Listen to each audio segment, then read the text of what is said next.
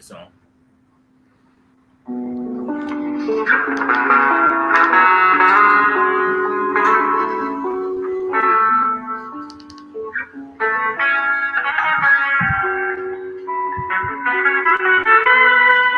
Hold on, my child.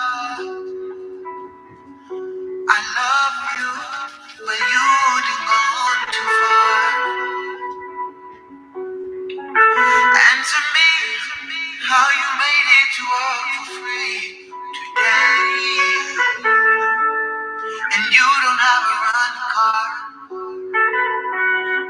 Oh, you're always complaining, angel. But this time, you didn't cross the line. Sitting around throwing dirt upon my character. Using the same breath that's mine. Father, right.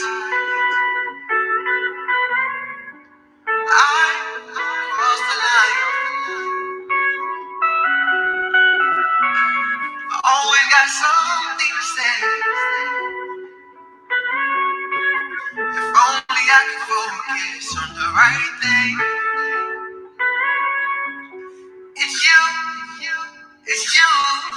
that I need. Even in my hardest times, you provide for me. Even the words that I'm saying, it's coming to me as I say it, and I ain't playing. You say, think not on what you need to say. You bless me with the words. Thank you for all you do for me. Healing me in the midst of all the hurt. Father, wherever you go, I wanna come to.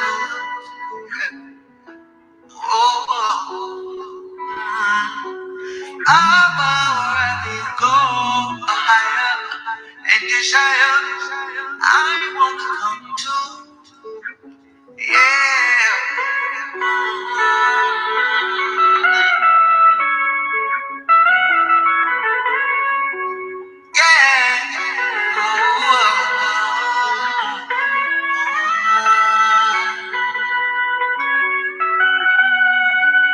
Take me wherever you go.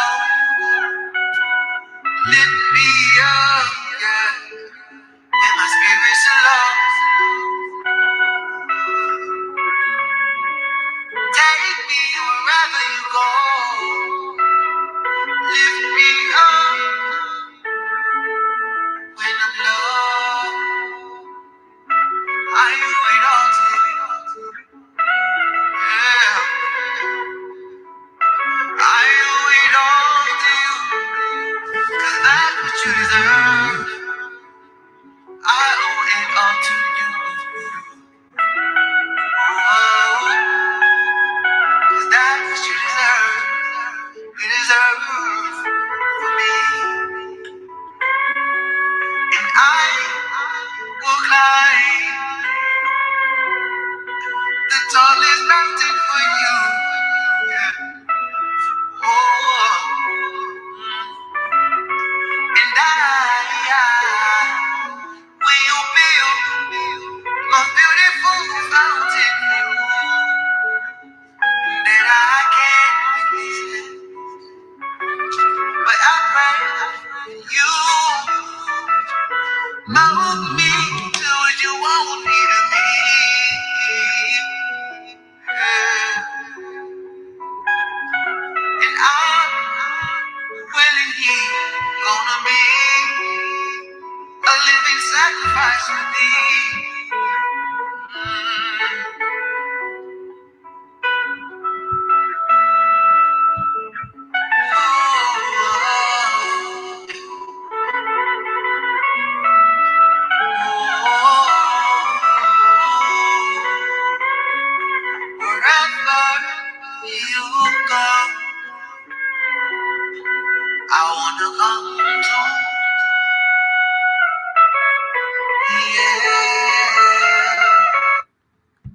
All right. Shabbat Shalom, peace and blessings to the chosen.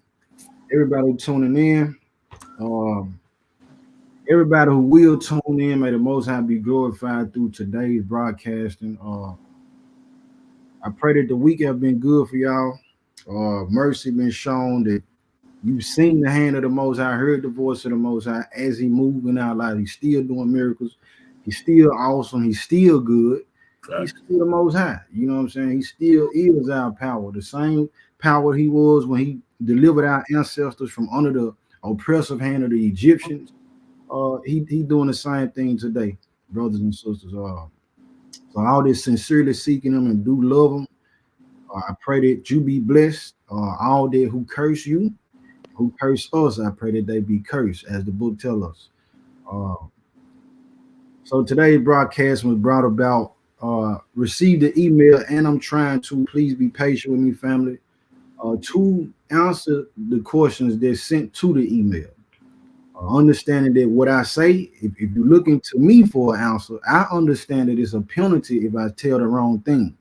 I'm not in a rush to be many masters. I'm not in a rush to be the person to be judged by what I've told somebody. So it takes time for me to go study, to pray on it, to fast about it, or to meditate on these things. All right, so I did receive a message.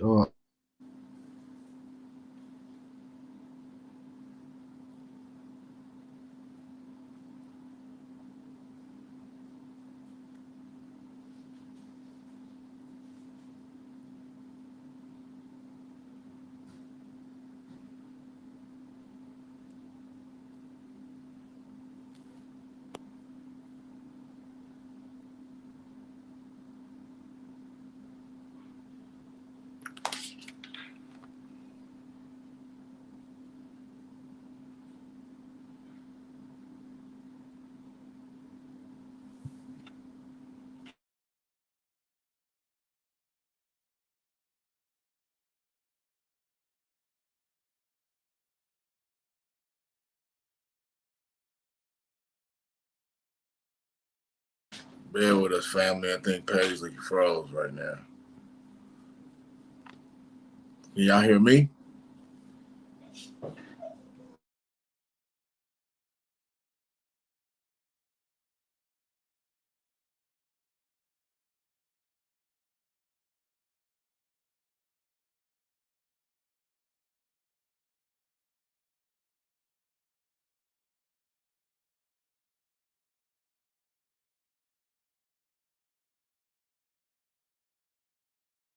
Okay, come. Yeah, I see you, Mama. The enemy don't want this to get out, but either lie. Come. Shit, Paisley back gonna come back in, y'all. But I'm gonna just go ahead and say, I guess my side of it.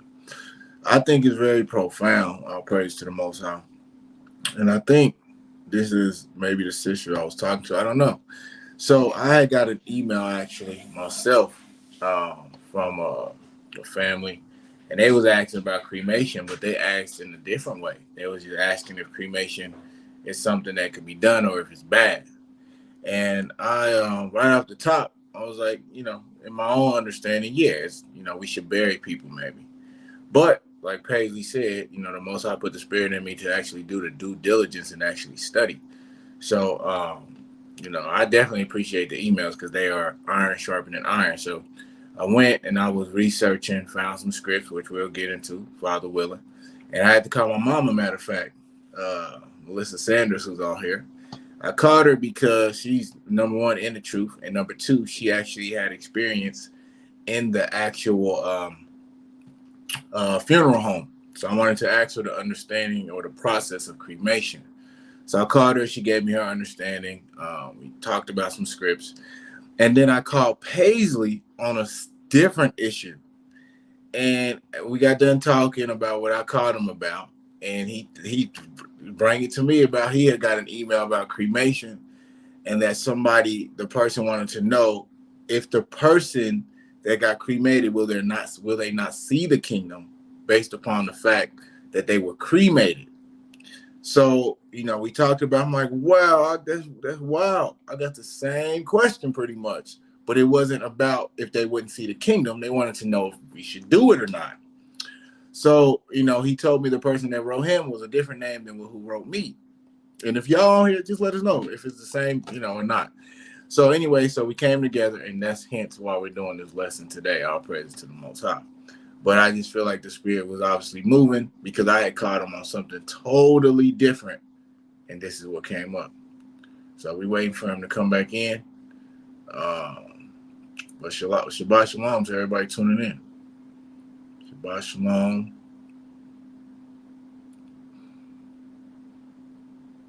Let's see if we come back in here in a moment.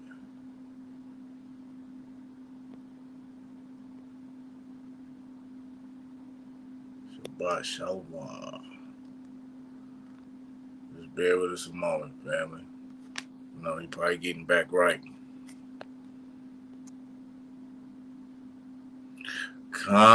There it is. Okay, so it is the same family. Okay, all praise to the Most High. Glad to see y'all on here. And yeah, we're gonna go through this, bring it out, and hopefully, bring some clarity to you all and to anybody else that has the question or is wondering if we should do this. And to clear up our conscience and to know how to walk according to the Most High. Shabbat Shalom, Tara. Shabbat Shalom to everybody tuning in.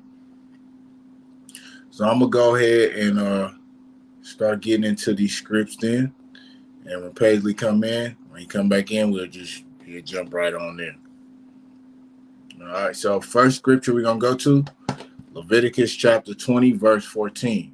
So the title of this lesson, Cremation. Should we do it? All right. Leviticus 20 and 40. Oh, here he comes. All praise to the Most High.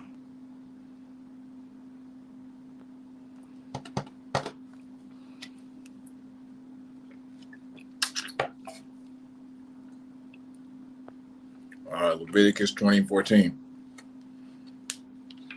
So I'm reading. Leviticus 20 and 14. So this is what I found in my research as we were going through it. Oh, yeah, my pleasure. All praise to the Most High. So Leviticus 20 and 14. And if a man take a wife and her mother, it is wickedness. They shall be burnt with fire, both he and they, that there be no more wickedness among you. So right off the bat, when it comes to, cremation, we know it's dealing with fire or burning. And right off the bat, as I was going through the study, like I said, there's going to be there's a wrench that's thrown in there because when we're dealing with, the law and pre-Christ and the judgments for people doing wrong, a lot of times the end result is them being stoned. You broke the Sabbath day, you would be stoned. But in this case, if you broke the law of a man taking a wife and her mother together, it says they both shall be burnt with fire. Okay. So as I was telling Paisley, is that burnt with fire as in they burnt to ashes or they burnt with fire? How? Reason why I called my mother to ask her how does the cremation process works. And Father willing, as long as Paisley, can get back on here, we got some actual videos to show too of the process. So number one, right off the bat, Leviticus 20 and 14, the law is saying that these people, this person who committed this act, this sin, this wickedness shall be burnt with fire. So obviously this is a punishment to be burnt with fire, nonetheless. Leviticus chapter 21, verse 9. And the Lord said Leviticus 21, verse 9. I'll give y'all some time to get there. Leviticus chapter 21, verse 9. And the daughter of any priest, if she profane herself by playing the whore, she profaned her father. She shall be what? Burnt with fire. Again, another punishment. So the time when the Most High is instructing us to burn somebody with fire is after they have done when they have transgressed against the law. The law is, thou shalt not take a man or take a wife and her mother. But if one does, the punishment is for them to be burnt with fire. A daughter of a priest shall not play the whore, but if she does, she shall be burnt with fire. Okay? These are punishments. So now look at this. This is where the wrench is thrown in at. Amos chapter 2 starting at verse 1. Amos chapter 2, starting at verse 1.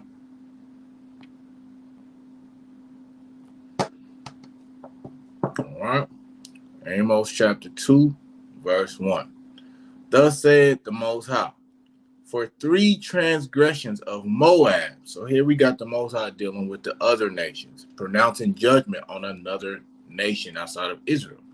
He said they had 3 transgressions, 3 sins. And for 4, I will not turn away. So what are these things that this nation did? The punishment thereof, because he burned the bones of the king of Edom into lime. So the Most High is saying that there was a transgression of Moab because they burned the king of Edom, another nation, bones into lime. Verse 2. But I will send a fire upon Moab, and it shall devour the palaces of Karath. And Moab shall die with tumult, with shouting, and with the sound of the trumpet. All right. So there it is. We got the Most High saying what? That there was a transgression because another nation burned the bones. Now, if I click on that word in Hebrew, burn is just set on fire. Burn up, kindle, burn the bones. So right off the bat, again, I'm like, yeah, no. It looks like if somebody's, the Most High is rocked because somebody did this act. So, of course, I don't want to be like them. I don't want to burn the bones of my loved ones or a relative or somebody that has died. All right. And Paisley, if you can hear me, maybe try to get back maybe on the phone. I don't know. Your screen is black. All right. So that's Amos 2, 1 through 2. And at any time as I'm going through these scriptures, y'all, if y'all have any questions or input, y'all can definitely, leave it. And we'll talk about it. So right off the bat, I was telling, like my mom, I was telling her, hey, it looks like, the whole burning or whatever seems to be a punishment type of thing because it brings me to Saul, the king of Israel. 1 Samuel chapter 31. 1 Samuel chapter 31, starting at verse 11. Okay. 1 Samuel chapter 31, verse 11. And when the inhabitants of Jabesh Gilead, and when I looked up that's Israelites, heard of that which the Philistines had done to Saul, because when you read it, the Philistines were the ones that killed Saul, or, was the cause of his death. Verse 12, all the valiant men arose and went all night and took the body of Saul. Took the what? The body of Saul, and the bodies of his sons from the wall of Bethshan, and came to Jabesh and burnt them there. So it says here that the bodies of Saul and his sons were burned. And they took their bones and buried them under a tree of Jabesh and fasted 7 days. So again, I needed to know what is the cremation process then, because his body was burnt, but his bones were buried. Now, when you take account of Saul and his life and what he was doing with the Most High, the spirit of the Most High left Saul. Saul and the Most High were not in a good place together. They have a good, faithful relationship. And we can look at that in 1 Samuel chapter 16, verse 14. In that same vein of me, reading this, and I'm like, yeah, see, these things, when their bodies were burnt or they was burnt, it was because they did wickedness, and it was more of a curse than an honorable death.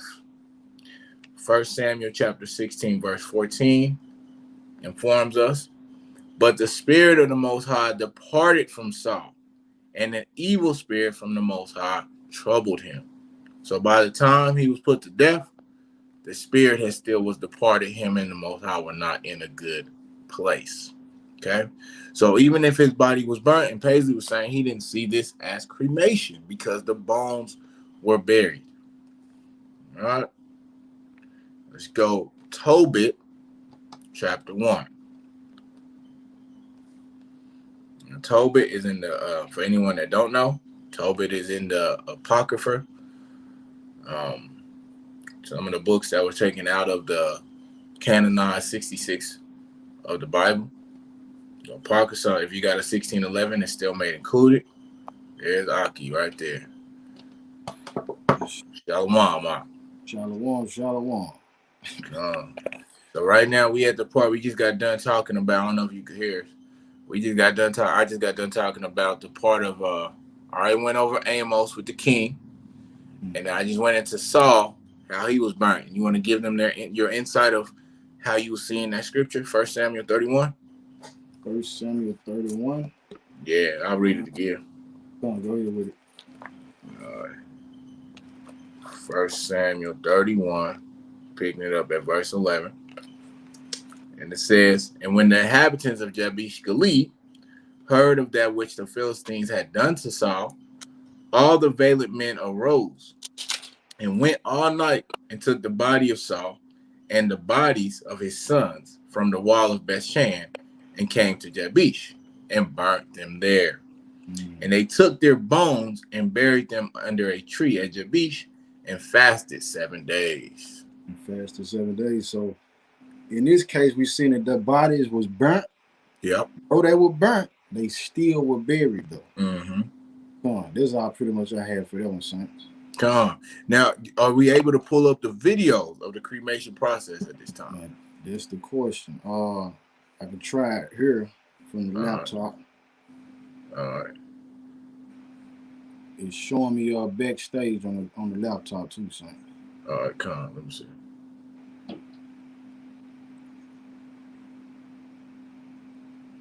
All right, so there it is, but it's a black screen. Let's see. So we're trying to show y'all, if y'all can bear with us, family, the cremation process, which would really help out with this understanding.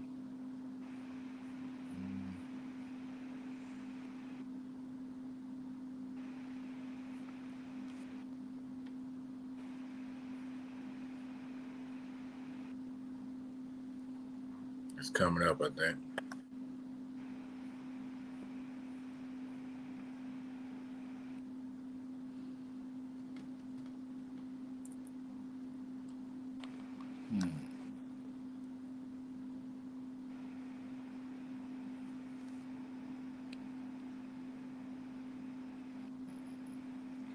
We got it pulled up.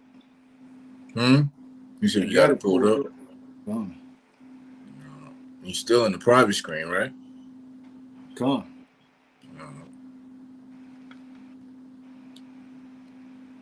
What is it? What I can do.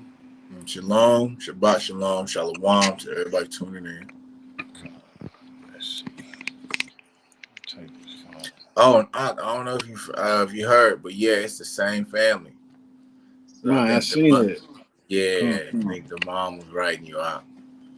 All right, so what I'm gonna do? I'm gonna flip it. Oh, great idea. Great idea. See if we can get it done like that.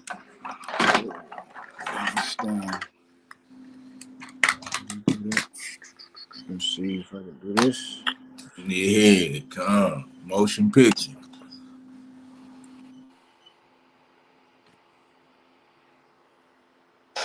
G'day, tubes. How's it going?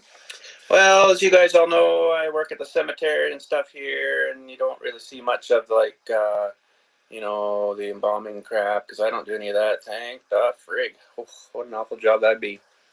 But I also don't do the cremation stuff here too. Thank frig either, because that would be just as bad. But I did happen to find a video here that I wanted to show you guys.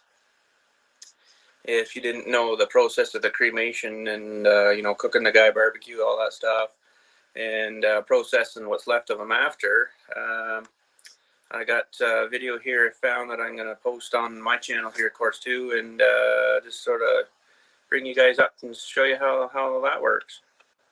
So I must tell you, too, that it's somewhat graphic, and I don't know what else you'd say for a word other than graphic, but if you're squeamish at all, you maybe shouldn't watch this video because they don't seem to hold anything back. They show you right from throwing the guy in the box right to scraping him out after. So it's pretty nasty. So just be forewarned that it's pretty graphic.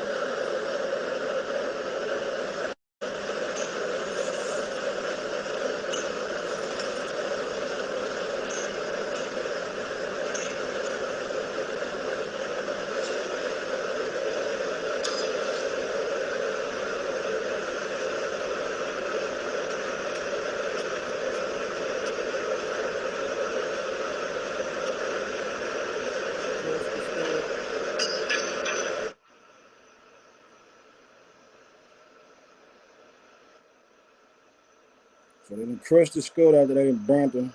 Now they gonna take it. See what's left of the remains.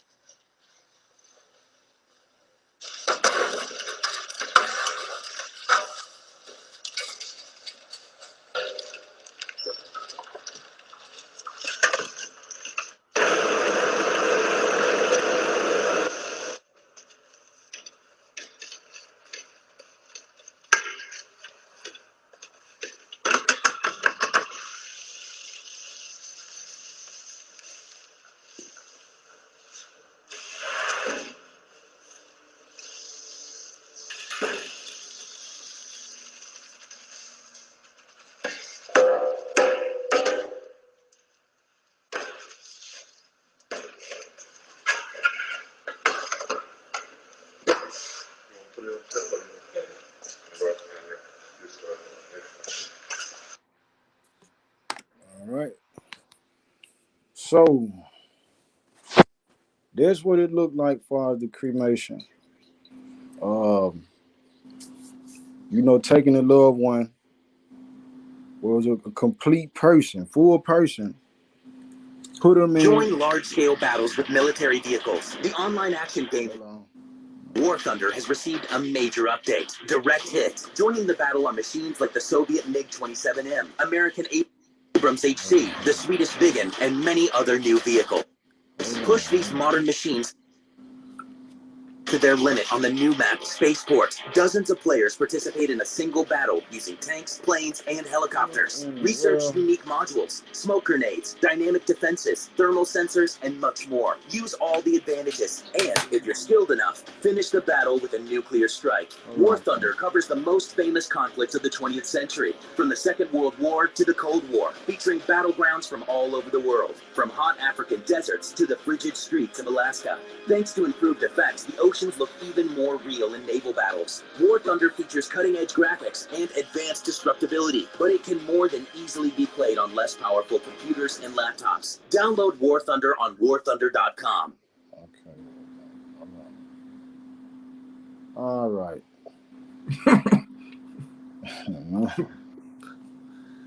Man. You about to try to show the second one?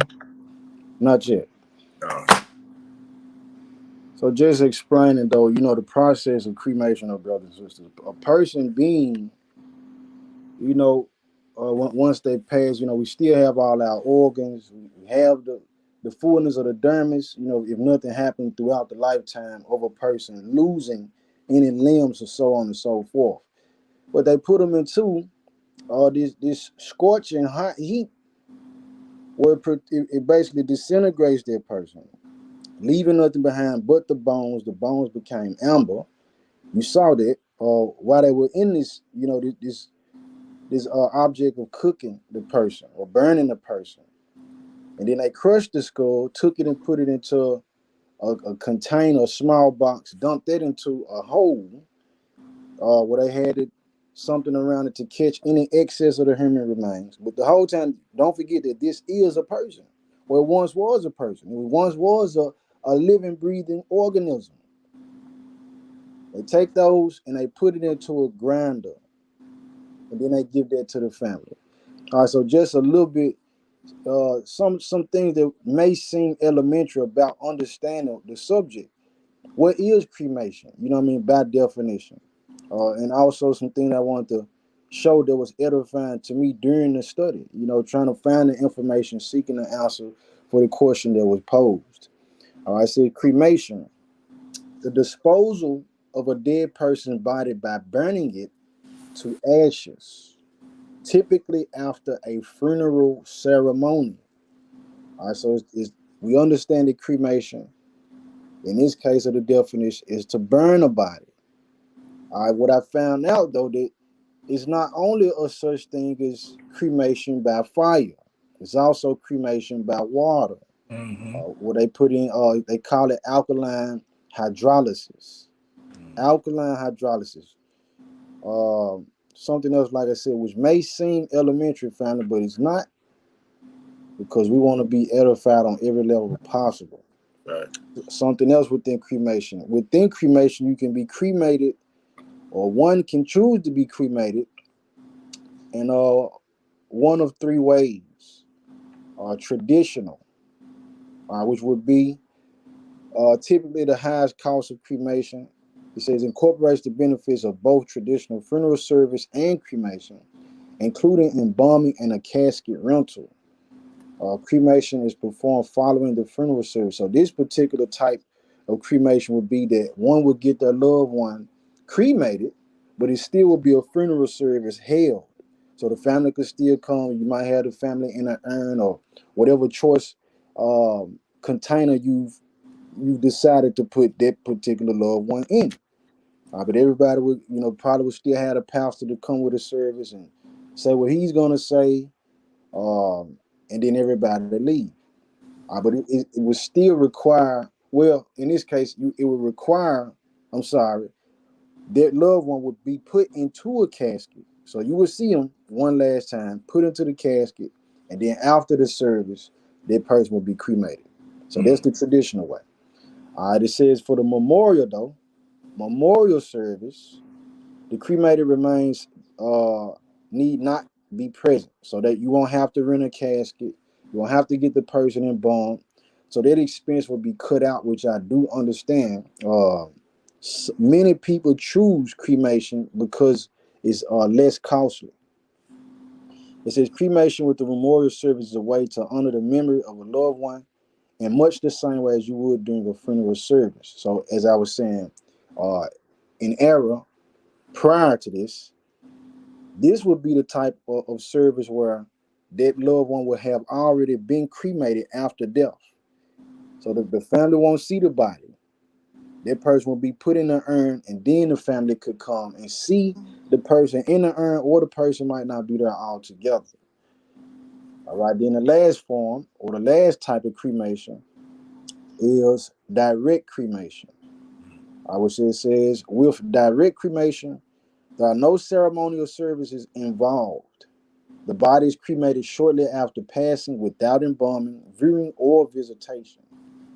Next to whole body donation, which includes cremation at no cost, this is the cheapest and most affordable cremation option. So right after the person is dead and deceased, they'll go and be cremated. It won't be any service. No family members will have to see that person.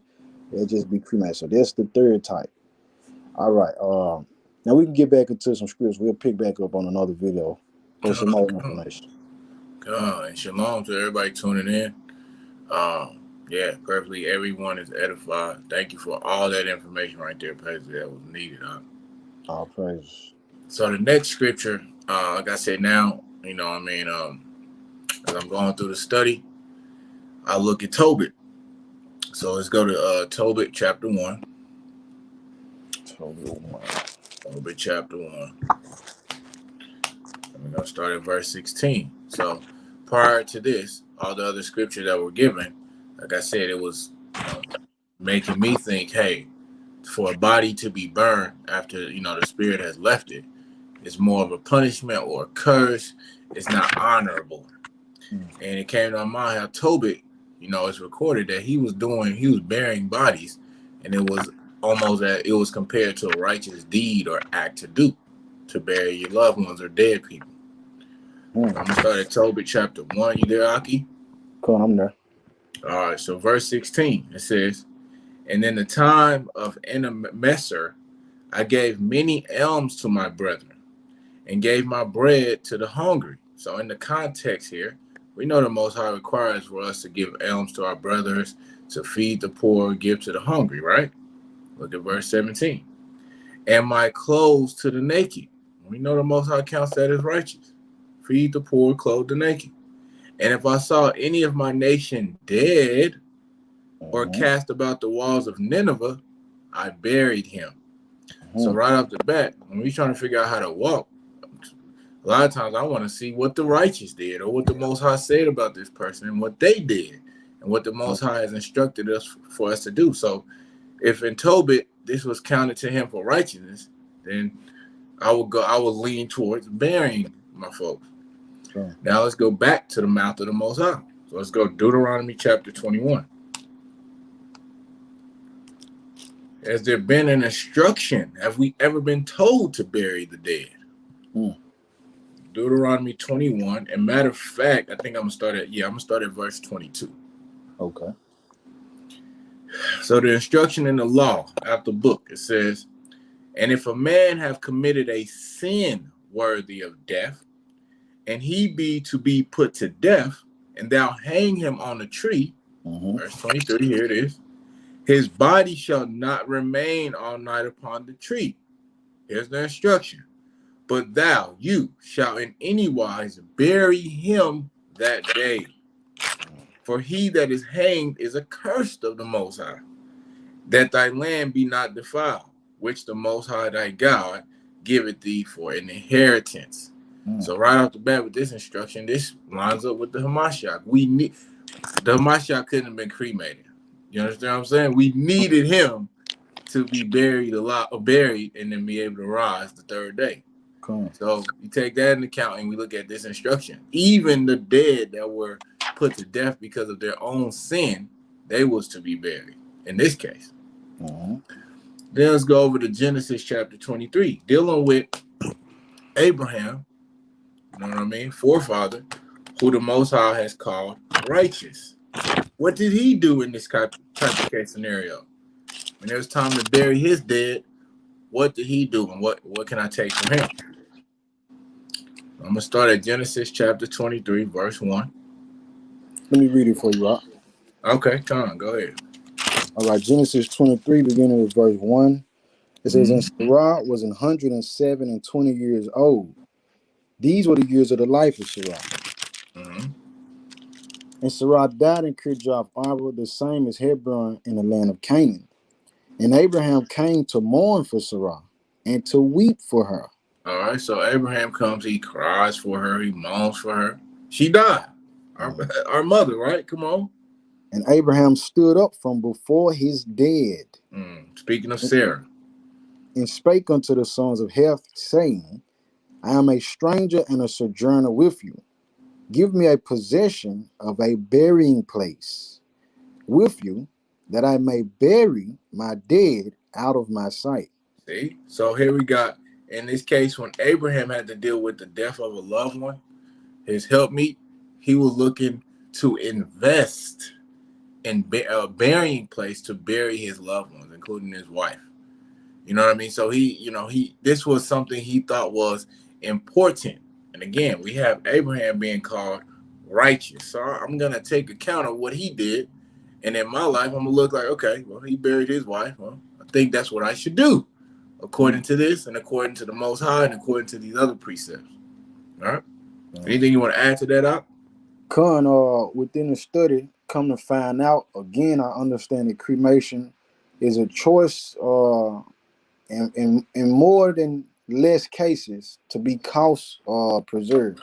So come to find out, when our loved ones pass, it's not even really against the law for us to take our loved ones and bury them in our own backyards. Facts. So if we wanna do something that's less expensive, then we can actually get our loved ones' bodies, and bury them in a place where, we can put them directly in the earth in our backyards. Mm-hmm. Then I understand too, you know, in certain cases it could require for you to get with your family members. If you don't have a house, if you don't have a backyard, you know, y'all can come together as a family, father willing, to be able to Right. purchase land the same way Abraham did. You know, go get a Con. small lot. There's a lot of land for sale throughout the city, really, because we see what's happening in Babylon, how it's dwindling down. But there's just something else that I came across too within the study, saying that Con. we don't even have to send our loved ones off, you know, to these morgues for them to handle the bodies. We But could do it ourselves if we we wanted sure to. can. Con. Great point. I'm glad you added that. I forgot about that. So that is a great point. You know, we're dealing with the cost effectiveness. So I praise to the Most High. So now, my study I'm going through, I'm like, okay, so we got Tobit. We got to make our own judgment based off of that. Then we got the law. Then we got Abraham. Okay, well, we know that the Most High said, "This is my beloved son, hear ye him." So whatever Mashiach say trumps everything else. What did he say about this scenario? So let's go Matthew 8:22. Matthew 8, chapter 22.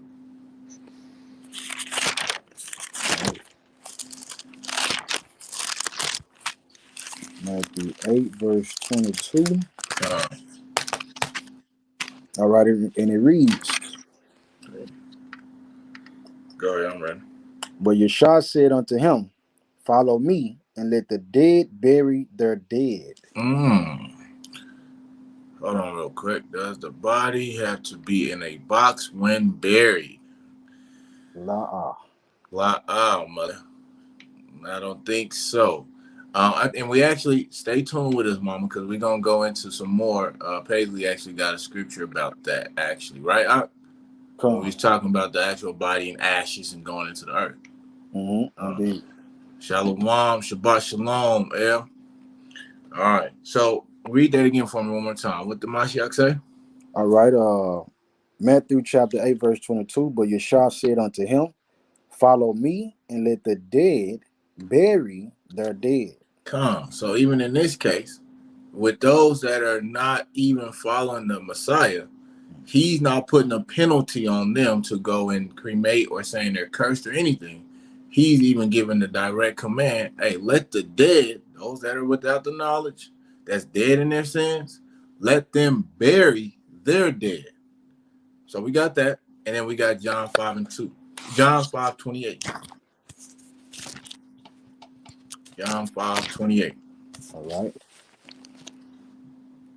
So they're not getting no different treatment. He's saying even them, they should bury. You know what I mean? They're dead. All right. Let's start. Yeah, John 5:28 and 29.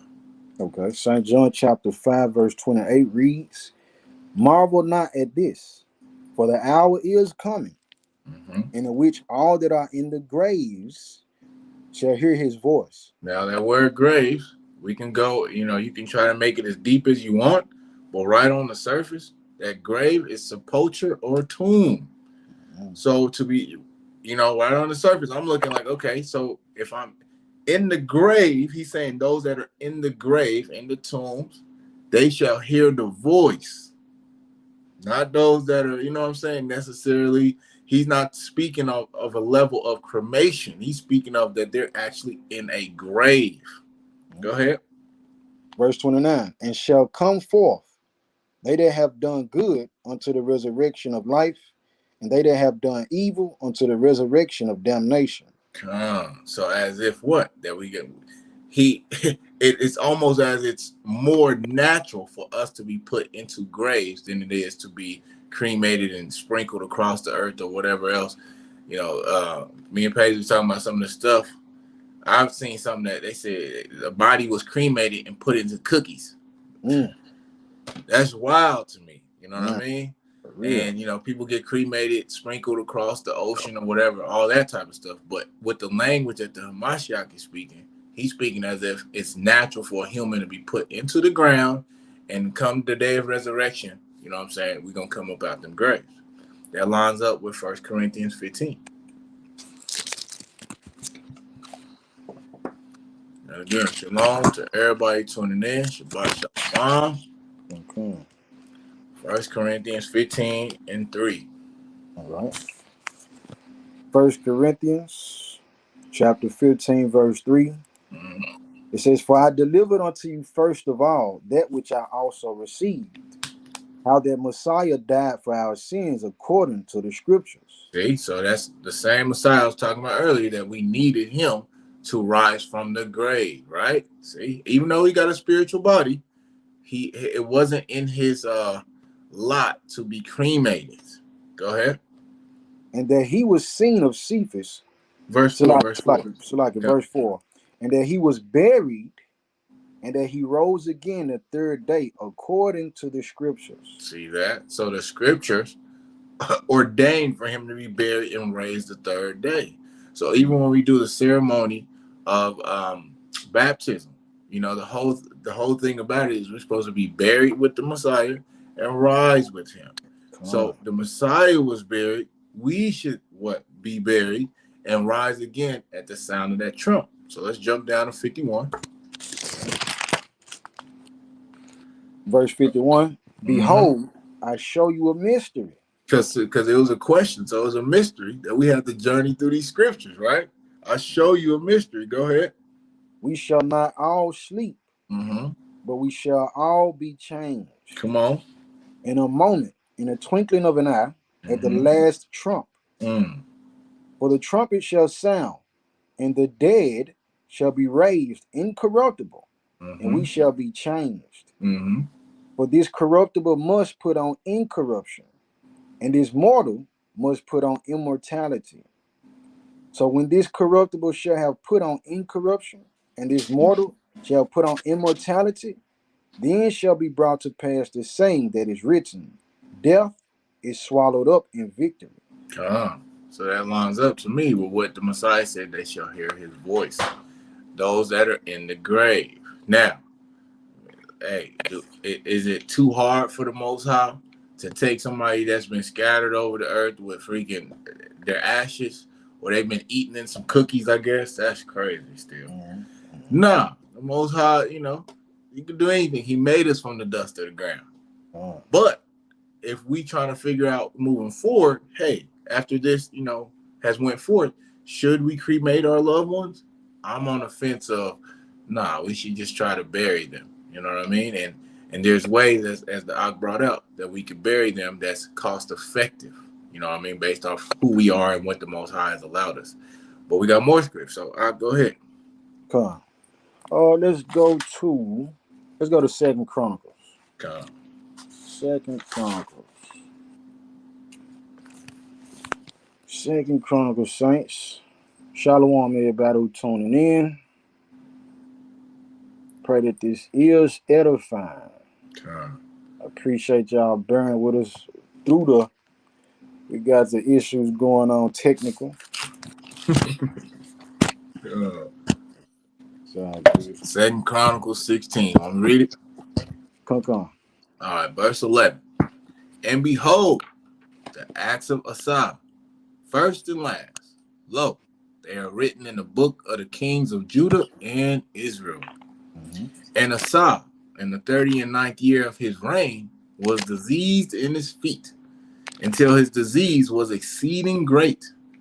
Yet in his disease he sought not to the Most High, but to the physician. Hey, on the way to learning something, take note of that. Verse 13. And Assad slept with his fathers and died in the 41st year of his reign. And they buried him in his own sepulchre or sepulchres. They buried him. They buried him. That's a burying place in the Hebrew. Which he had made for himself in the city of David. And laid him in the bed which was filled with sweet odors and diverse kinds of spices prepared by the apothecaries' art. And they made a very great burning for him. And they made a very great burning for him. Now, when I first was reading through the scripts and I came across, I said, "Man, wow, this must be cremation." And I was already seeking it because I had heard my auntie say She's like, well, when I die, I'm just gonna get cremated, baby. I ain't finna go through all that. And I wondered, and I'm like, is that of the Most High? All right, so here it says he was buried, and then afterwards it was a very great burning for him. All right, that word there, 83:16. When you look into it, it will say cremation. And you go further into it to see it's talking about burning and consuming, enveloping in fire. Mm-hmm. All right, but let's get some understanding. Is this cremation? Let's go to Jeremiah 34. All right, come. Jeremiah 34. Because notice he said that he died, he was buried in a sepulchre. All right, then Right. they had the spices and the odors and so on and so forth. All right, but Come. Jeremiah 34, verse 4. Yeah, verse 4 is what we wanted. Well, yeah, start with 2, Saint. All Salah. right, come. Come. All right, thus saith the Most High, the power of Israel. Mm-hmm. Go and speak to Zedekiah, king of Judah, and tell him, thus saith the Most High, behold, I will give this city into the hand of the king of Babylon, and he shall burn it with fire. And thou shalt not escape out of his hand, but shall surely be taken and delivered into his hand. And thine eyes shall behold the eyes of the king of Babylon, and he shall speak with thee mouth to mouth, and thou shalt go to Babylon. Mm-hmm. Yet hear the word of the Most High, O Zedekiah, king of Judah. Thus saith the Most High of thee, thou shalt not die by the sword, Mm-hmm. but thou shalt die in peace, Mm-hmm. and with burnings of thy fathers, the former kings which were before thee. Mm-hmm. So shall they burn odors for thee, Mm-hmm. and they will lament thee, saying, Ah, Lord, for I have pronounced the word, saith the Most High. All right, so those burnings that he's talking about are referred to in 2 Chronicles 16 was a part of the custom of after the king was buried. Then they would burn sweet odors. They would burn these, not the body. It didn't say that we was going to burn the body. It said going to No, burn odors. it says, I'm going to read it again, verse Come. 5. But thou shalt die in peace, and with the burnings of thy fathers, the former kings which were before thee, so shall they burn odors for thee. Burn odors for them. All right, let's go to 2 Chronicles 21. All right, Shabbat Shalom, everybody. 2 Chronicles 21. 2 Chronicles 21. Verse 14, where we start there. All right. So it says, behold, with a great plague will the Most High smite thy people, and thy children, and thy wives, and all thy goods. And thou shalt have great sickness by disease of thy bowels, until thy bowels fall out by reason of the sickness day by day. Moreover, the Most High stirred up against Jehoram the spirit of the Philistines and of the Arabians that were near the Ethiopians. And they came up into Judah and brake into it, and carried away all the substance that was found in the king's house, and his sons also and his wives, so that there was never a son left him, save except Joahaz, the youngest of his sons. Mm-hmm. And after all this, the Most High smote him in his bowels with an incurable disease. And it came to pass that in the process of time, after the end of 2 years, his bowels fell out by reason of his sickness. So he died of sore diseases. And his people made no burning for him. No what? No burning for him like the burning of his fathers. Burning over his father. So no burning. Understand, say he died. He died of this disease. Come. But there was no burning for him. Come. Now go ahead with verse 20. 32 years old was he when he began to reign. And he reigned in Jerusalem 8 years and departed without being desired. Howbeit, they buried him in the city of David, but not in the sepulchres of the kings. All right, so he didn't get a burning, but he was still buried, showing it is two different It's two different activities going on. The burning is one thing, and the burial is something else. All right, let's go. Let's go to Jeremiah 22. Jeremiah 22, because the Most High, He is particular about what happens with our bodies. Yep.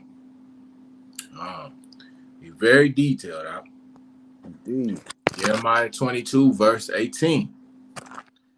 Therefore, thus saith the Most High concerning Joachim, the son of Josiah, king of Judah. They shall not lament for him, saying, Ah, my brother, or Ah, sister. They shall not lament for him, saying, Ah, Lord, or Ah, his glory. He shall be buried with the burial of an ass, drawn and cast forth beyond the gates of Jerusalem. All right, so here is showing that because he didn't receive the proper burial to be put into the sepulchres, it was an embarrassment. It was more of a punishment, saying that you instead of the burial of an ass. Not going to be the same way. All right, let's go to Jeremiah 36. 36:30. Come. Jeremiah chapter 36 and verse 30. Mm-hmm. Therefore, thus saith the Most High of Joachim, king of Judah, he shall have none to sit upon the throne of David, and his dead body shall be cast out in the day to the heat, and in the night to the frost. Right, so he wasn't receiving proper burial. Even going back to what I brought out from Tobit. But one of the reasons Tobit was doing it was because the king, he was killing us, killing our people, and just tell them leave the bodies out in the street. Leave them out. You know what I mean? They don't need no proper burial. And imagine how they look. Imagine how they feel. You know, you walking through the city or riding through the city, traveling, commuting, however, and there's dead bodies around. They come with a smell. You know what I'm saying? And we understand that the dead body comes with defilement and being unclean. So it's not put out the way. All right, so in this case, we see that the Most High particular about what happens to our bodies, and a burial is something that he does see as something, honorable. Let's go to Numbers 19. All right. Numbers 19, family. Numbers 19, starting at verse 1, right? Done. So back to the law. Numbers 19, chapter 1, verse 1. And the Most High spake unto Moses and Aharon, saying, This is the ordinance of the law which the Most High has commanded, saying, Speak unto the children of Israel that they bring thee a red heifer without spot, wherein is no blemish, and upon which never came yoke. And ye shall give her unto Eleazar the priest, that he may bring her forth outside the camp, and one shall slay her before his face. Verse 4. And Eleazar the priest shall take of her blood with his finger, and sprinkle of her blood directly before the tabernacle of the congregation 7 times. And one shall burn the heifer in his sight, her skin, and her flesh, and her blood, with her dung shall he burn. All right, this sounds like what happens in the process in the crematory. You burning everything. But in this case, we seeing it. In this case, we dealing with a heifer. It's an animal. An animal. Keep going. Verse 6. And the priest shall take cedar wood and hyssop and scarlet and cast it into the midst of the burning of the heifer. It's a whole process, all right? Then the priest shall wash his clothes, and he shall bathe his flesh in water, and afterward he shall come into the camp, and the priest shall be unclean until the evening. And he that burneth her shall wash his clothes in water, and bathe his flesh in water, and shall be unclean until the evening. And a man that is clean shall gather up the ashes of the heifer, and lay them up outside the camp in a clean place. And it shall be kept for the congregation of the children of Israel for a water of separation. It is a purification for sin. All right, so we see here that the heifer has been cooked, scorched, burned unto ashes. All right, but I don't see anywhere else within the scripture where it was commanded by the Most High to burn man, to burn women or children for what we see here is used as a means to purify. All right, hit that next verse too, Op. Come on. Verse 10. And he that gathereth, hold on, get this one out the screen. And he that gathereth the ashes of the heifer shall wash his clothes and be unclean until the even. And it shall be unto the children of Israel and unto the stranger that sojourneth among them for a statute forever. Mm-hmm. He that toucheth the dead body of any man shall be unclean 7 days. He shall purify himself with it on the 3rd day, and on the 7th day he shall be clean. But if he purify not himself the 3rd day, then the 7th day he shall not be clean. Mm-hmm. Whosoever touches the dead body of any man that is dead, and purify not himself, defile the tabernacle of the Most High. And that soul shall be cut off from Israel, because the water of separation was not sprinkled upon him, he shall be unclean. His uncleanness is yet upon him. All right, so the burning or the cremation, in this case, of this heifer, it was used for purification. But again, I've yet to see through the scripture where the Most High said that we to cremate, humans. All right, let's go to Genesis 3. Genesis 3, brothers and sisters. Okay, and Mama, this is gonna deal with what you just said. If they have to be put in a box. Mm-hmm. So Genesis chapter 3, verse 19. Ready out? Come on. All right. In the sweat of thy face shalt thou eat bread till thou return unto the ground. You return to the ground. Go ahead. Mm-hmm. For out of it was thou taken. Mm-hmm. For dust thou art, and unto death dust shalt thou return. Mm-hmm. From dust you came, to dust you're gonna go. All right, let's go to Ecclesiastes 12. So with that, like you saying, if we could bury them in the backyard, you dig a hole and put them actually in there, that will put them even closer to the ground than if they had a box. Even though the wooden box technically comes from the ground, it will put them closer to the ground to be consumed by the ground. Right. And see, that's another part of which I'm gonna show the video.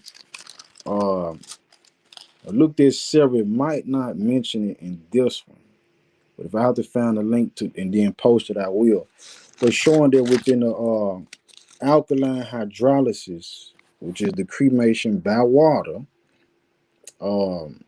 it's saying that it's a recreation of actually burying a person directly in the ground, but it's sped the process up to 2 hours instead of the time that it would take of us actually putting them into the ground.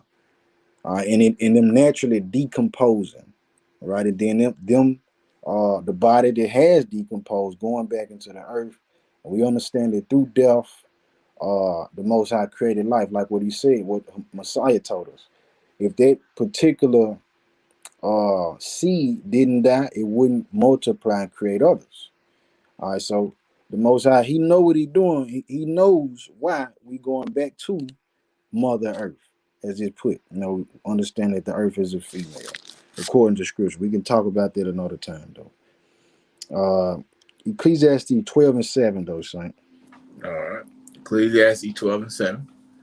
Then shall the dust return to the earth as it was, and the spirit shall return unto the Most High who gave it. And the spirit shall return back to the Most High who gave it. Just like in the cases where we're talking about people not really having control over what happens to their vessel when they pass, unless they've written it in their will. But in other cases, the Most High is more so focused on that person, the spirit and the soul. That's what's going to be judged.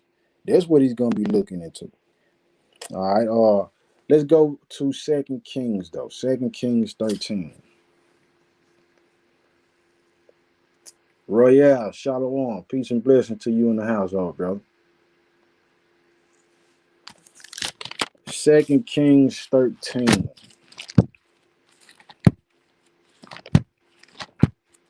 Let's see.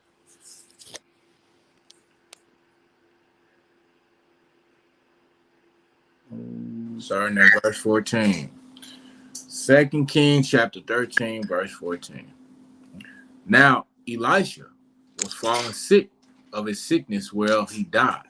And Joash, the king of Israel, came down unto him and wept over his face and said, O my father, the chariot of Israel and the horsemen thereof.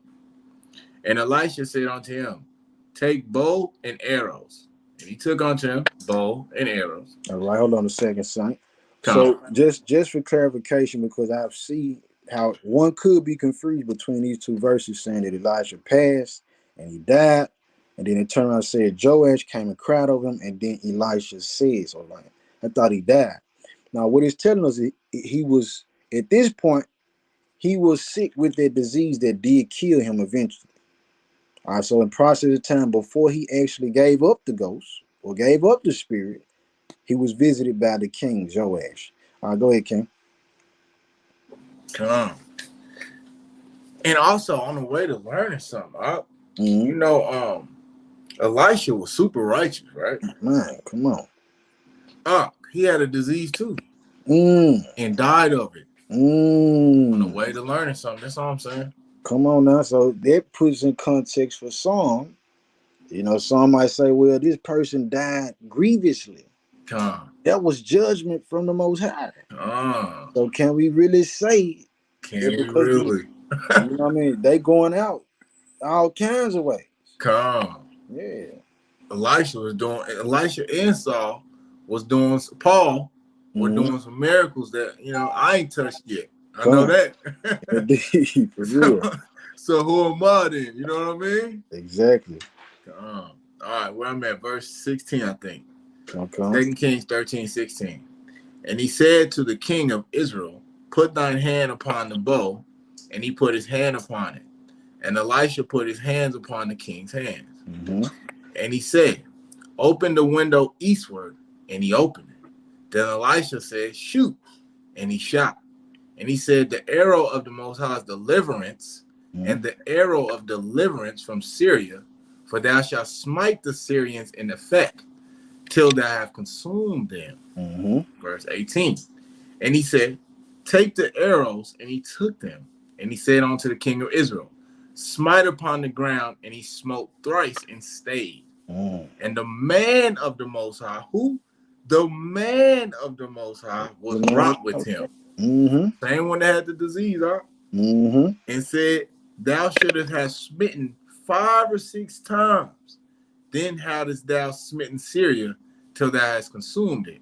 Whereas now thou shalt smite Syria but thrice. And Elisha died, and they buried him. And the bands of the Moabites invaded the land at that coming in the year. And it came to pass, look at this, as they were burying a man, that behold, they spied a band of men, and they cast the man into the sepulchre of Elisha. And when the man was let down and touched the bones of Elisha, he revived and stood up on his feet. Wow. So in that case, listen, so what was, if Elisha had been blended down like we saw in the process of cremation, they take the bones and blend them to dust. Could that same miracle have happened? Is that he touched the bones? The scriptures made it clear he touched his bones, the skeletal system that was still left behind. You know, that, you know, one would be able to tell that it's a body here. All right. So seeing these things, family, collectively, the conclusion that I came to in answering the question was that cremation is not something that, you know, Israelites should be practicing. I would say not anybody. That the Most High be glorified throughout all the earth, in all his creation. But in the cases too, for the question being, would that person be denied entry into the kingdom because they were cremated. Ak, you want to bring out that what you were speaking on? Well, who was that? In Revelation? Nah, not that one. The one you was talking about, the brother, he lost his head. Oh, Saul, King Saul. That's all. So yeah, so King Saul, when I went into second, what was that Samuel? Mm-hmm. When Saul, they burned his body, right? In 1 Samuel 31. They burned his body, and then they put his, I think they put his bones, they buried his bones. But the thing is, his whole head was cut off. So they cut his head off, and the enemies took the head of Saul. So all the Israelites had was his body. So imagine, we got to obviously think about the power we deal with. When it's time for resurrection, when it's time for us to stand in front of that great white throne, are you saying that the Most High can't put together Saul's head?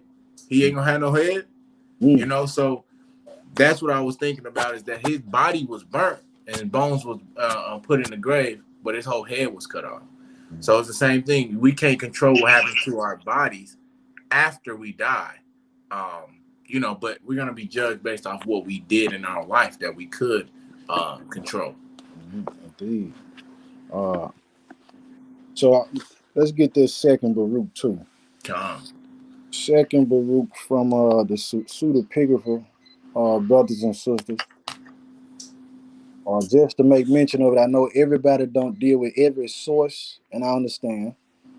But if when you studying, if it's drawing you closer to the Most High and causing you to, it's enlightening, strengthening you in your walk, so be it.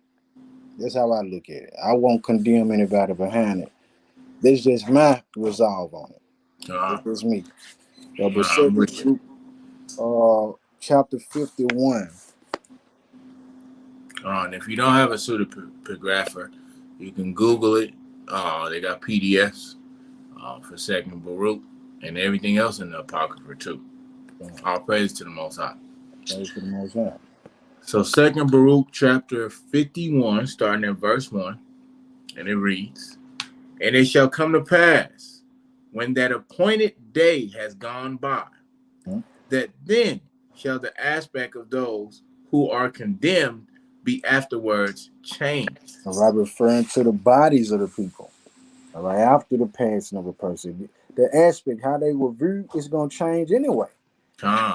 So these bodies that we have now, these are not the final vessels and houses that we're supposed to inhabit anyhow. We're supposed to be looking forward to some glorified bodies. All right, so go ahead, son. And let me add to that. When you read the records of the Hamashiach, after he came back after 3 days, they didn't even recognize him. This is true. And it's only been 3 days, bro. I was just hanging out with you. And they didn't even recognize him. So imagine, he came with a different spiritual body, which we should adhere to. All right, I'm going to start at the top. "And it shall come to pass, when that appointed day has gone by, that then shall the aspect of those who are condemned be afterwards changed. And the glory of those who are justified, for the aspect of those who now act wickedly." They act wickedly when? Now act wickedly shall become worse than it is, as they shall suffer torment. Also, as for the glory of those who have now been justified in my law. Oh, Salaki, let me say that again. Also, as for the glory of those who have now been justified in my law, who have had understanding in their life, and who have planted in their heart the root of wisdom, then their splendor shall be glorified in changes. And the form of their face shall be turned into the light of their beauty, that they may be able to acquire and receive the world which does not die, which is then promised to them. All right, so we even understand that the Most High said in Isaiah 66 that he was going to make a new heaven and a new earth. So in the book also tells us that the whole creature, the whole creation is moaning and groaning, waiting for the revelation of the sons of the Most High. So when we looking at it in that context as well, family, we're looking for the earth to even receive a new body in that sense. Come. You know what I mean? So these bodies, though we pass away, going back to the dust, we're not really looking to come back into these same vessels anyhow.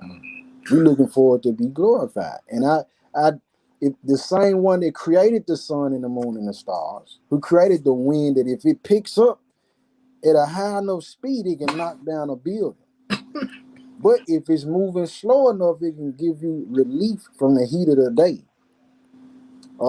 The same one who formed these things and weighed them in a balance. I don't think it's anything hard for him to do this if we have been cremated, to reformulate a body. Exactly. All right. But as what the Ark was saying, that, whether we cremated or not, we're going to be judged about what did you do through that particular vessel. Mm-hmm.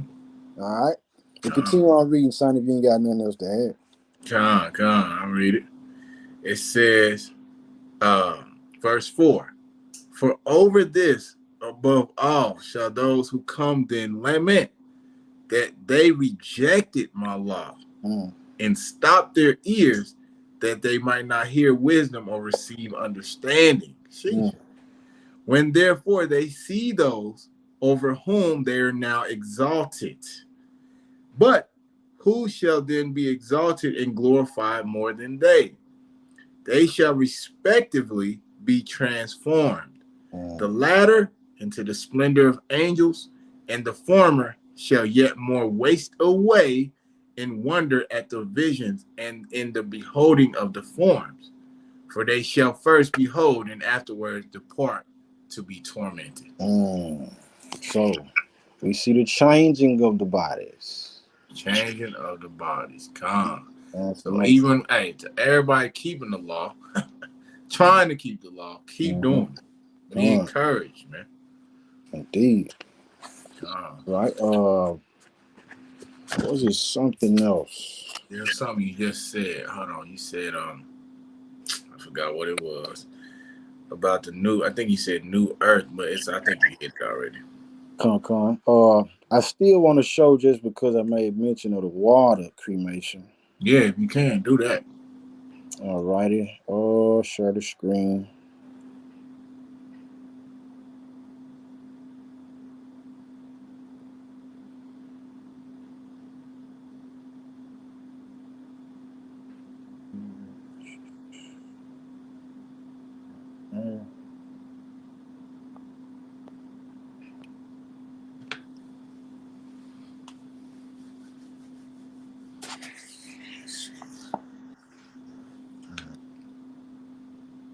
It ain't popping up. It's loading. You better just turn it around. Yeah, I'm just gonna turn. Can you see everything? Yeah, I can see it. Okay. Scroll it up a little bit, though. So there's no really pretty exit. I mean, when you look at burial or flame-based cremation or alkaline hydrolysis, there's really no pretty way to go. Let me see. So what do you say? Water-based hydrolysis. I think it's about. Let's see. This thing is crazy. All right, I think that's it right there. Why the public hasn't really embraced it, I don't see it. But I believe alkaline hydrolysis will be the wave of the future.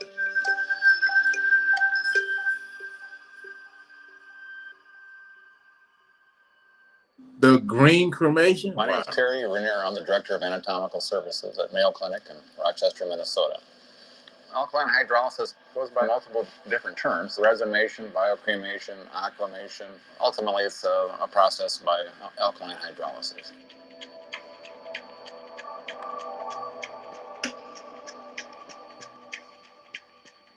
Welcome to our alkaline hydrolysis unit. A donor that we biocremated, that we decided to leave the remains in here so that you could view what it looks like after a typical cycle. Well, as you can see, it looks real angelic. It's very pure and clean. We put the individuals in a porous basket inside the machine. We have a prescribed amount of water that's added, and the alkaline, we use potassium hydroxide. So we heat it up to about 300 degrees Fahrenheit. The water is circulated through the remains, and through the process dissolves the soft tissue. And what remains in the basket is somewhat similar to what remains in the retort for flame-based cremation is the bone. So as you can see, the bones are very white. We have here's a part of a rib right here. It's just too light. You'll never see this in a flame-based crematory. The example of your humerus, your upper arm bone, the jaw, scapula, or your shoulder blade. Back when there was some really unusual articles that were going around, I think it was the impression that the whole body goes down the drain, similar to what the mob would do. They were trying to make their crime go away or the body disappear. The whole body doesn't disappear. I think if people understand it a little bit more, they wouldn't be so confused and might embrace change a little bit more positively. There's a lot of challenges for earth burial. Our communities are so transient. There's an opinion that we're running out of burial space. Are we burying time bombs as far as embalming fluid, chemotherapeutic agents? As far as the flame-based cremation, the biggest problem with that is the air pollution, the amount of carbon that it emits. But there's a lot of pollutants that do exit the smokestack. When you get into the world of water reclamation or water pollution, and the amount of fluid that we discharge is relatively small and is easily treatable.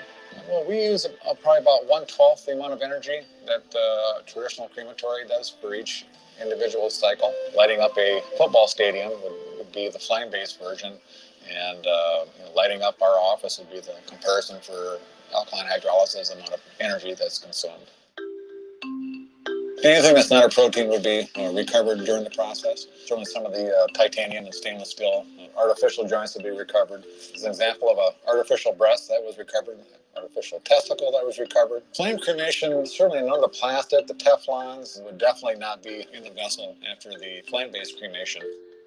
I think there's some hope there for reimplantation. These joints could be recovered from the alkaline hydrolysis process. They look just as shiny as the day they went in. And I think with perhaps resurfacing or refinishing, they could be reused for future users at a minimal expense for the next generation of healthcare.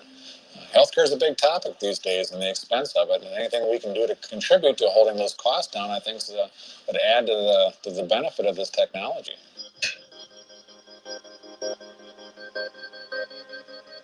Alkaline hydrolysis is a game changer. It's certainly going to change traditions, the final disposition. It's a lot more greener process. The carbon footprint is much smaller. I think you look at communities like Los Angeles or Tokyo or some of these densely populated areas where they're already... All right. So we get the picture with that. And like I said, I'll post the links within the description of the videos once we end the live. But nonetheless, we seeing, family, they showing that it's different ways of things that are taking place with the body and not knowing. I didn't know. So as the book tells us, one of my favorite scriptures, Sirach 5:15, be not ignorant in any matter, small or great. So we want to be aware of what's going on. And this also helps, keep the pineal gland decalcified as we continue to learn and grow, which combats us falling back to sleep. You know what I'm saying? In a lot of cases, we want to. The Most High said, we need to be fed this knowledge. All right.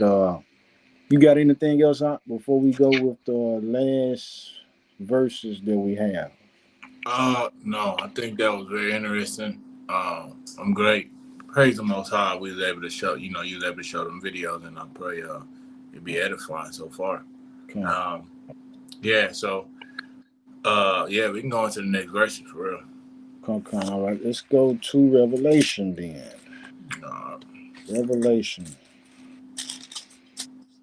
So now we go on to Revelation because again, we got two separate emails, and Ak was dealing with the answer of what was the question for you again?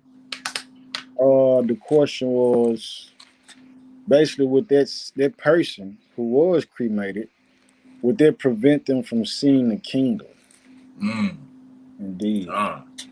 So, in conclusion, based off whatever you decide to do after the information has been presented, if it's on your conscience, oh man, I cremated somebody and I'm going to stop them from getting into the kingdom, I think we both agree, no, that's not, you can't do that. No matter what you did to that person's dead body, you're not going to stop them They're going to be judged off their works. Am I right?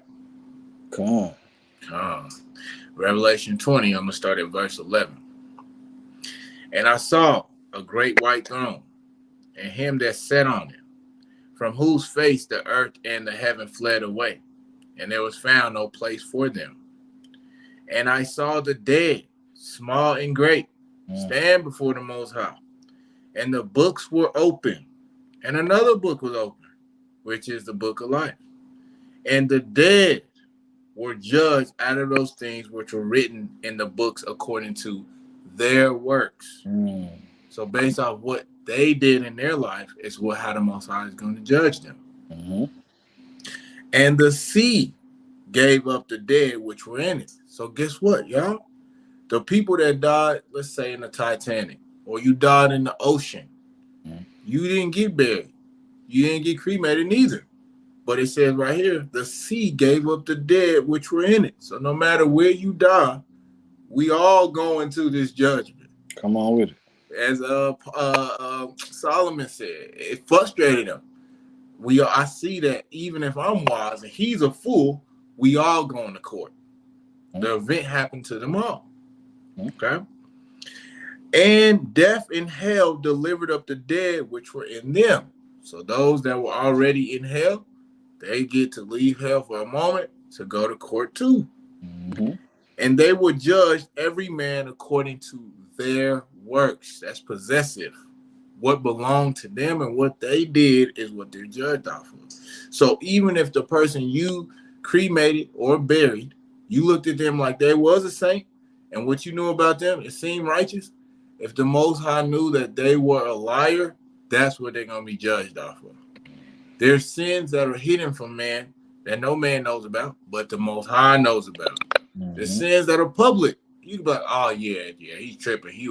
He died in the act of adultery. He definitely going to hell. But there's some sins you just see the person and you think they're righteous, and the Most High knows he has a different report because they're judged according to their works. And he could see his eyes is 10 times brighter than the sun, 10,000 times brighter than the sun. Verse 14. And death and hell were cast into the lake of fire. This is the second death. And whosoever was not found written in the book of life was cast into the lake of fire. So we're going to flip over to Revelation 21:8 because it says this is the second death, number 1. And number 2, it says whosoever was not written in the book of life. So what are the works that one can do to have their name blotted out of the book of life? Revelation 21:8 lists these categories. But the fearful, okay, so if you operate in that fear that the Most High didn't give you, and unbelieving, you don't believe in the Father or the Son, and the abominable, and murderers, and whoremongers, and sorcerers, and idolaters, and all liars shall have their part in the lake which burneth with fire and brimstone, which is the second death. So, in conclusion, it's nothing we can do to somebody's dead body that can stop them from getting the kingdom of heaven. It's what they did in their life that will stop them from obtaining the kingdom of heaven, which is achievable, reachable, and obtainable. So repent, for the kingdom of heaven is at hand. It's on the line. Go ahead, Ak. You got anything else you want to say? Nothing. Besides praise the Most High. I pray that it did edify what I see.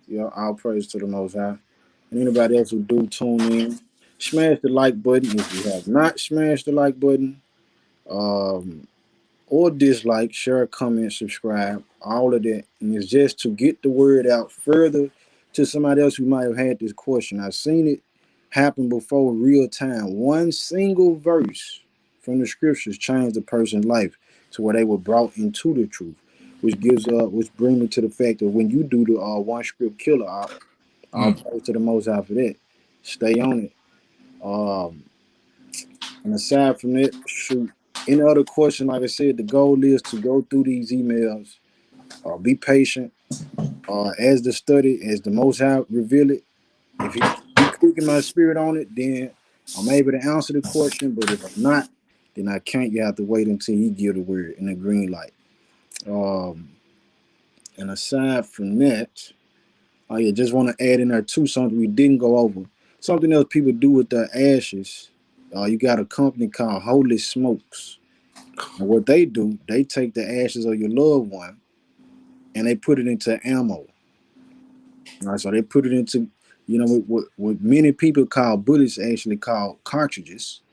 They put it in the bullet, but it's the ammo of or it's the ashes of a loved one that's put into the guns. All right, so there just was something else to add, and that's all I got, man. Yeah, that's wild. That's wild. Again, Shabbat Shalom, Shalom, to everybody tuning in, everybody that will tune in. Any questions or concerns at this time, please leave them. And like Doc said, we definitely will try to get to the emails, but they do require us to study. And I praise the Most High for that because, like I said, it's like iron sharpening iron. Going through this definitely was a blessing.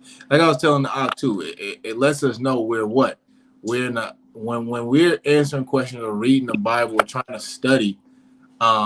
It lets us know, or it lets me know, that we're using our grace time. We're using our grace wisely, because we could be doing anything else, on the borderline of doing what's right or doing what's wrong.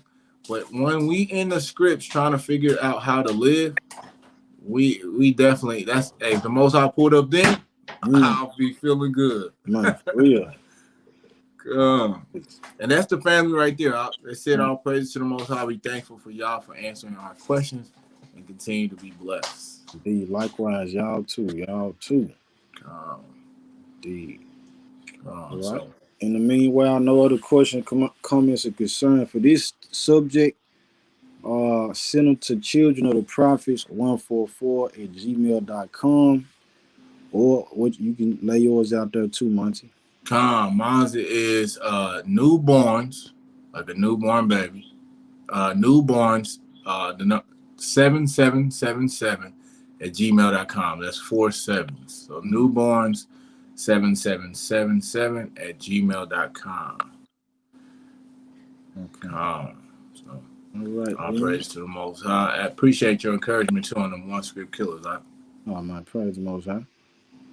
All right, Saints, and again too, before we close out, one last thing for me. The song that was played at the beginning, because I'm always asked about it, is by Tevin White. I Want to Come Too.